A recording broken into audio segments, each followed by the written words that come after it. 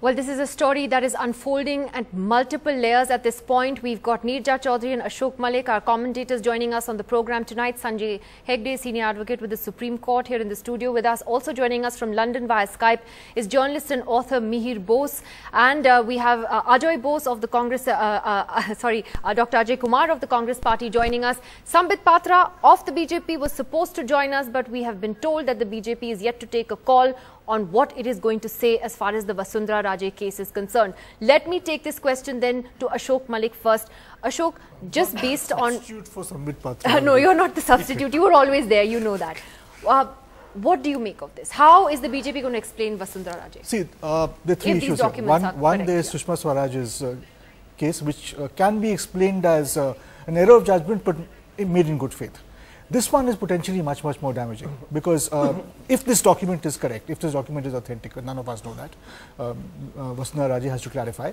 If this is authentic, then giving a character certificate and supporting the immigration application of somebody who clearly has a lot of questions to answer to Indian law authorities, clearly was accused of financial corruption and insider trading and all sorts of very shoddy deals in concern of to the IPL between 2008 and 2010. This is very embarrassing, and this is frankly simply not on for a politician if this is true. And the third issue, of course, is who took the call not to appeal, which is a very valid question which Anand Sharma has raised, which the government has to clarify. Absolutely, and until now we just in the midst of a blame game on that. Neerja Chaudhary, on the issue of Vasundhara Raje first, do you agree with Ashok Malik that this is actually, in a sense, a bigger embarrassment for the BJP tonight? That while on Sushma Swaraj's case there can be different points of view, that in this particular case it's going to be harder for them to explain. And particularly when she says she did not want the Indian authorities to be told about it or for them to know. Correct. So, I agree with Ashok Malik that the whole thing is getting more and more curious, more and more murky, more and more questions are being raised even as the BJP and the government have closed ranks, and it is by now clear that Sushma Swaraj is going to continue as foreign minister, even though it will be a much weakened Sushma Swaraj. But I think this controversy, this issue is not going to die down as easily as we thought maybe a few hours ago. And there are many aspects to it. The two things which I would like to personally know, which have not been answered, of course you alluded to it, that from your sources, that did Sushma Swaraj make this request in writing? No. Or was it only an oral request?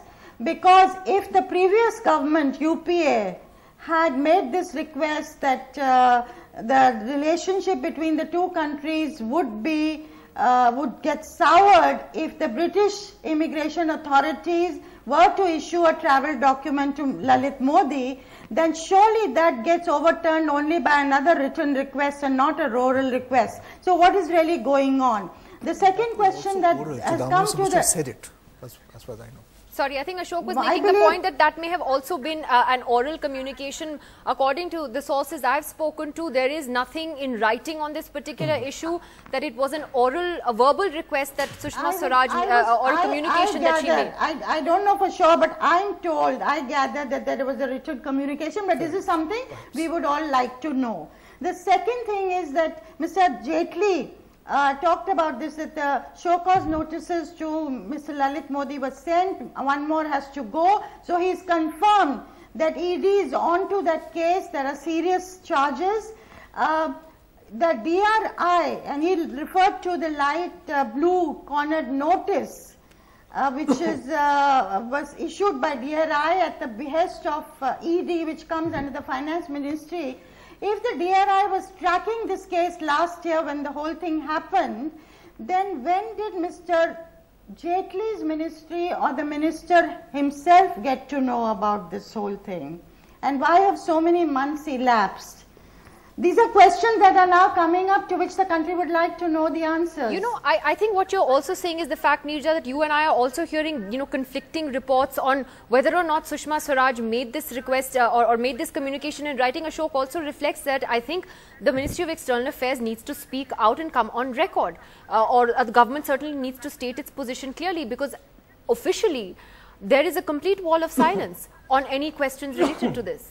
No, I think, you know, apart from a few sentences that Mr. Jaitley said today, coming to Sushma Swaraj's there's been no government. There's been no government response. But as government, yes, yeah, I agree so with Ashok, you. Doesn't there need to be statement by the government of India? Depending on one ministry or the other, the government needs to speak in one voice. It needs to answer, as Anand Sharma has asked, who decided not to appeal. Exactly. Because that's a very valid question, and on what grounds. Second, what was the state of the cases? Did you show any urgency with these cases for the 1 year you've been in power? Maybe you did, we don't, but please tell us. So these questions certainly need to be answered, and of course, Ms. Vasundhara Raje has to clarify whether this document is authentic or not. Mihir Bose is also joining us from London tonight. Mr. Bose, you've had good fortune or not of having interacted with Lalit Modi quite a bit over the last few years. How do you look at this sort of full frontal attack that he's launched on Vasundhara Raje today? You know, he was once upon a time close to her. They've fallen out over the years. What's the message Lalit Modi is trying to send, not just to her, but to the BJP, to the government and his opponents in India? Let me make it clear. When you say interact, it sounds rather suspicious. I was a journalist. I interviewed him. The first interview he gave after he came to this country. There was no other interaction. I just followed his career. That's what I meant. Let me make this very clear. I don't want the Indian Foreign Ministry to investigate me. But on a very serious point, I think what this shows is Lalit Modi is your great gambler, great intriguer. A year ago, he was very confident that if Narendra Modi got elected, all the cases against him would be withdrawn and he would get back to India. That hasn't worked out. We know Arun Jaitley doesn't like him. He obviously thought that with the Chief Minister, he could still win favors. He clearly now thinks that whatever is happening in India is against his interests. So he's trying to expose, if you like, the fact that there are factions within the BJP on this and bring down, if you like, not bring down literally, I don't think he expects people to resign, but to show that these are very devious waters and, if you like, also establish his credentials in this country. Because remember, in this country, there's a lot of disquiet about the fact that there have been charges against him, but he has never been prosecuted, he has not been convicted of anything, and his role in this country is a bit dubious and a bit ambiguous. Mihir Bose, firstly, what is the status then of the probe against Keith Vaz in all of this? From the latest reports that we saw, there isn't now going to be a probe against him. So has this controversy, in a sense, died down in the UK itself? No, let's be clear. This controversy has never been as great a controversy as I can see from your wonderful channel, NDTV, if I may say so, just to win friends with you. But the point is, this was a story that the Sunday Times ran. It exposed for the last 2 weeks. It has been confined, if you like, to the Sunday Times. The question here is, it raises question about Keith Vaz. He's a very prominent Labour MP. He was chairman of the Home Affairs Select Committee, a very powerful committee. In the past, he's had a similar thing with the Hindujas, where he tried to push their case about a British passport and so on. And so the questions are raised about whether Keith Vaz will again become chairman. The new House of Commons has just been called to order and is now sitting down, whether he'll become chairman of the Home Affairs Committee, and there might well be some political fallout from this for the Conservatives later on. But at the moment, it's not a very huge story. The bigger story here in sporting terms is, of course, our great friend Sepp Blatter, and what his connections with this story and with Lalit Modi is, I couldn't tell you. well that's another story altogether. Let me just take this to... That will be a story that needs to be investigated. Yeah, certainly does. Ajoy Kumar, I'll come to you in just a second. I do want to ask Sanjay Hegde, though, that here you have a situation today where the finance minister talked about a light blue color notice against Lalit Modi. Can you please demystify this for us? Light blue, dark blue, what does it mean? See, these are various levels with the Interpol. A blue corner notice essentially says that keep a watch on this fellow. Whenever he turns up at the airport, please inform others and keep a watch. A red corner requires the person to be arrested. Now, it is apparent that the Indian authorities did get a notice issued. Whether they kept it valid or not, or whether the level was downgraded after some point of time, that's still a question of fact which is at large. So, what is light blue? The light, that is where notifications may not necessarily be given immediately, or information is still collected and is available if requested.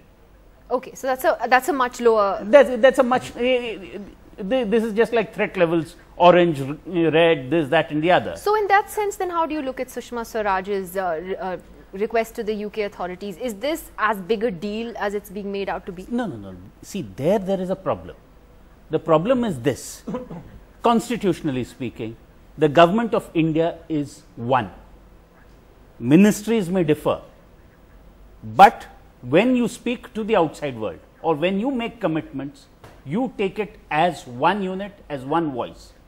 So, here was the government of India asking, cancelling its travel document to Lalit Modi, trying to get him back to India, and also there was this notice and things like that.